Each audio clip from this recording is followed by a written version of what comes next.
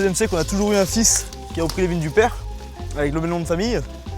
Et là aujourd'hui on est deux avec mon frère à reprendre l'exploitation. Mon frère lui il est plus sur le côté vigne, plus à l'extérieur, et moi je suis plus le côté dans le chai, en cave. Et ouais, on a la chance, c'est que nos deux parents soient assez ouverts. Par exemple cette année on a fait pas mal de plantations, on a planté 2 hectares, donc on a défriché complètement une colline qui était cultivée en vigne il y a très longtemps.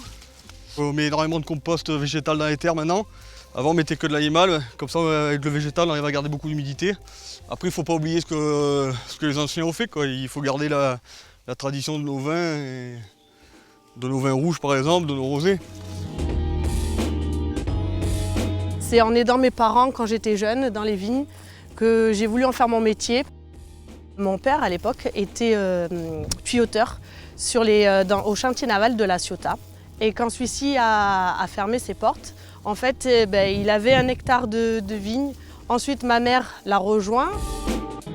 Ils étaient coopérateurs donc pendant des années, jusqu'à ce qu'on crée le domaine en 2013, en famille, avec mes sœurs. Première chose qu'on a faite, c'est qu'on a arrêté de désherber. On désherbe mécaniquement, en déchaussant et en piochant derrière.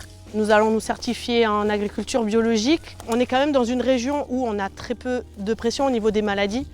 Même les exploitations qui ne sont pas certifiées ont quand même une approche assez respectueuse et travaillent beaucoup avec des produits certifiés par l'agriculture biologique.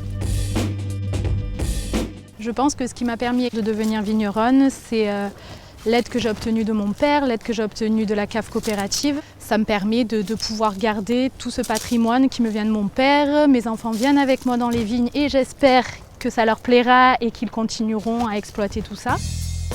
Ce qui est intéressant au sein de la communauté des vins de Bandol, que ça soit coopérateur, domaine, on peut trouver de l'entraide.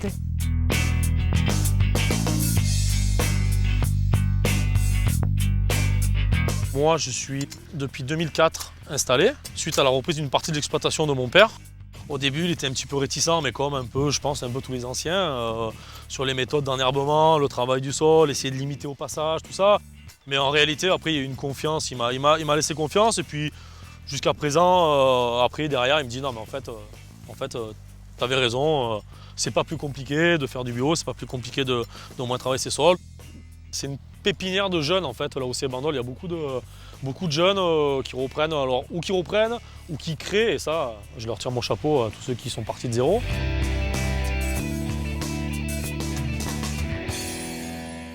On est assez fiers de la cuvée Marcel pour notre fils. Donc on a fait en rouge en 2016 et 2019 on a fait le premier millésime en rosé. On travaille en couple sur le domaine. On a créé le domaine tous les deux. On est partis de zéro. On a été aidés à chaque fois. Donc ça c'était important aussi.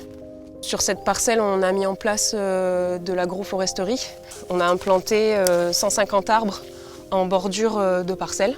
Le sol revit, on a de nouveau des vers de terre, voilà, des insectes qui viennent. On travaille avec 3 apiculteurs qui viennent déposer leurs ruches sur nos parcelles. Donc voilà, on est dans cette dynamique de remettre du vivant dans nos parcelles.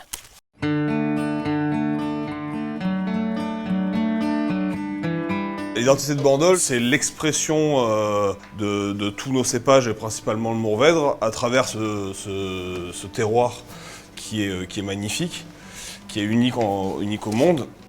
C'est aussi cette appellation de vignerons, de gens qui ont toujours beaucoup travaillé leur terre, qui ont construit ces restanques, qui travaillent un cépage qui n'est pas facile, le Mourvèdre, et qui ont gardé ça aujourd'hui, alors qu'on est dans une région où il est plus facile d'utiliser des cépages un peu plus productifs, un peu plus légers. Moi je crois en la stabilité et je crois surtout en l'expression du terroir.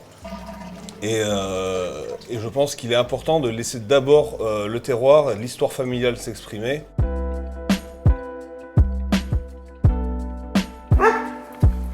Ça va être la future gardienne de brebis.